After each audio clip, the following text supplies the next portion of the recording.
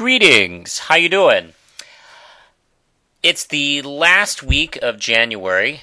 New Year's Eve is long over. People are over their hangovers and they're sweeping up the confetti. I thought before February hits us that I would give you one last look at 2012 and give you my top 5 favorite films of that year before people stop giving a shit what I think about the movies of 2012. And before I start, I want to state that I am not a professional critic, therefore I'm not paid to see all the movies that come out. Therefore, I have not seen all the movies that have come out. I only see the movies I'm interested in. And hopefully they'll be good. So, if you don't see a movie in this list, it's most likely because I didn't see it. I didn't see Argo, I didn't see Wreck-It Ralph, nor have I seen Lincoln. I'm interested in seeing those films, I just haven't got around to them. So this is the top 5 favorite films of mine of 2012 that I saw. Now, I'm going to start with Safety Not Guaranteed. This is directed by Colin Trevorrow, and it's starring Aubrey Plaza, Mark Duplass, and Jake Johnson, who is from the show New Girl. And it all starts with a reporter working at a magazine, and his intern is played by Aubrey Plaza, and she is a 20-something who's kind of not sure what to do with herself. She's kind of just irritated about everything and just isn't sure what she wants to do, and she kind of feels like a loser and out of place. And the reporter Jake Johnson plays comes across a weird classified ad that states they're looking for someone to time travel with them. They've only done it once, and I can't guarantee their safety. So they thought, well, this is hilarious. Let's go check it out. And apparently it's a man who works at a supermarket, and he is a part-time scientist, and he's been building something that he claims can travel through time, and he's looking for companion? Yeah, so he's sort of like a American not-so-bright Doctor Who may be a creepy weirdo. Now, what's interesting about this film is the fact that we don't know totally what's going on. We obviously assume that he's just crazy, but as the film goes on, we start to question ourselves, like, did he really make a time machine? And we don't really know until the end of the movie, and I won't spoil it for you. The performances are all really good. This is a really well-crafted comedy, drama, and maybe science fiction film. It's a lot of fun. I think it went under a lot of people's radar this year, and if you hadn't seen it, I do recommend it. It's a lot of fun. Safety Not Guaranteed. Number 4 is Moonrise Kingdom, directed by Wes Anderson, and it stars Jared Gilman, Kara Hayward, and then, holy crap, Bruce Willis, Ed Norton, Frances McDormand, and Bill Murray. If you've seen Wes Anderson's films before, you kind of get an idea of what you're in for with this movie. He has definitely become one of those directors where if you watch 2 minutes of the film, you'll know it's him. He has a very specific style. Almost, in a way, some people have compared him to Tim Burton, but he's a little more realistic, and his storytelling is a lot better. But the way he frames shots, the way he writes dialogue, and the pacing in his films does have that kind of appeal, I admit that. And Moonrise Kingdom takes place in '65, and it's about a couple of young teen lovers. They're 12, 13, I think. And one is a Boy Scout, and one is this girl who lives on an island nearby. And they fall in love during one summer and decide to escape and live in the wild.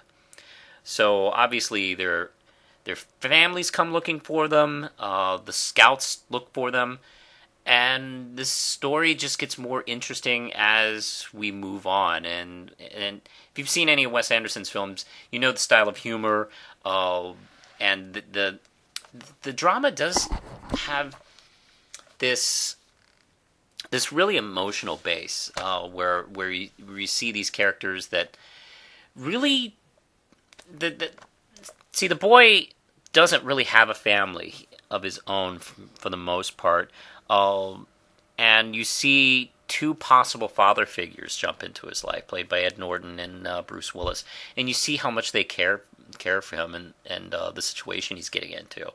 I love this movie. I thought this was a fantastic film.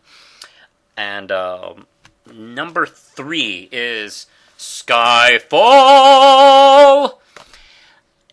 I don't know if I make this a secret or not, but I'm a big James Bond fan. I've always enjoyed the James Bond movies of all the incarnations. My first James Bond, admittedly, was Roger Moore. I know he's the campy Schumacher-esque era of Bond, but he was my first, and you still kind of love your first Bond.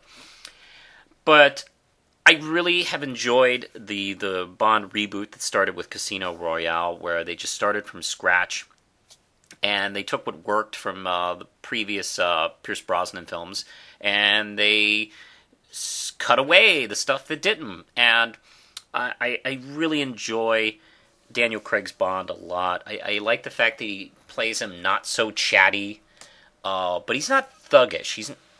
He's tough, but not stupid.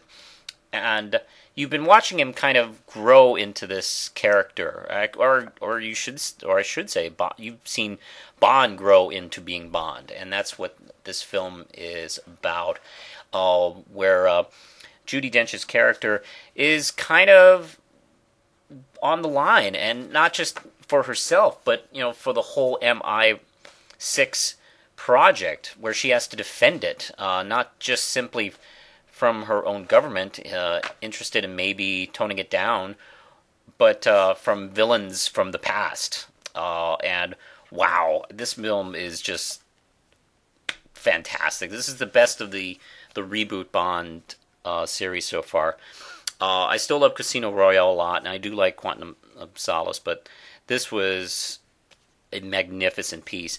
And this was directed by Sam Mendes, and he is a director I've heard of. Now, the thing about a lot of Bond films is they're usually pretty in-house. It's fairly producer-controlled, so it really almost doesn't matter who directs these things. So to see like a name director come in and put his name on this project and bring a sense of style to the series, and what he's obviously grown up with Bond, so you see what he can do. Hopefully this means maybe we'll see a Christopher Nolan Bond film in the future. He wants to make one. Love this movie. I don't think I have a really issue with the film. I can't think of a big problem with the movie. It's like even the theme song is just perfect. It's just a wonderful film. And I was also happy to see Moneypenny finally show up in the series. Oops, did I spoil something? Oh no. Alright, number 2 is The Avengers. Ladies and gentlemen, this is how you make summer fun blockbusters awesome. This by Josh Whedon, and you know who's in this. I mean, do I really have to say anything about this movie? We've all seen it like 8 times. We all love it.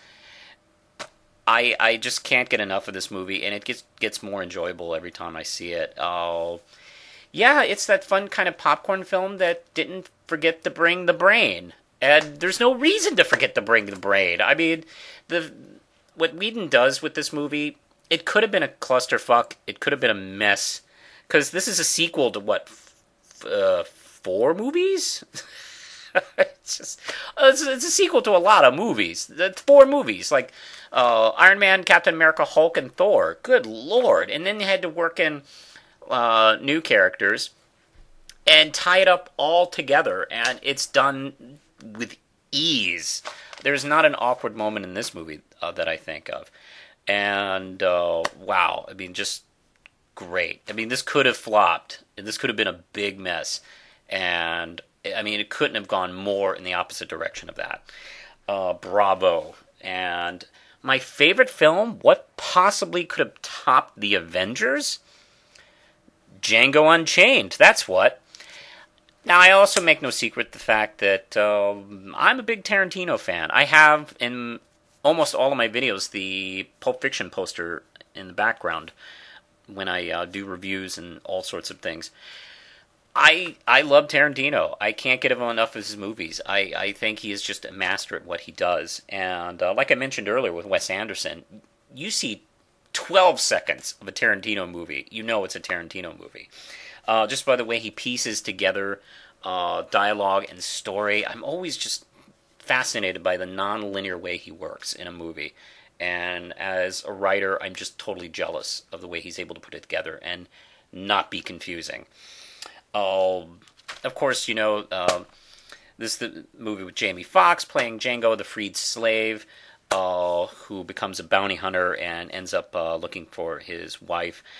I'm really impressed with the fact that Tarantino has been doing period movies lately. This is his second period film in a row, and he's still able to carry his style in these different settings. You can hear Tarantino dialogue in this movie and know it's Tarantino dialogue, and it's so wonderful, and it still works with the period, just like with Inglourious Bastards.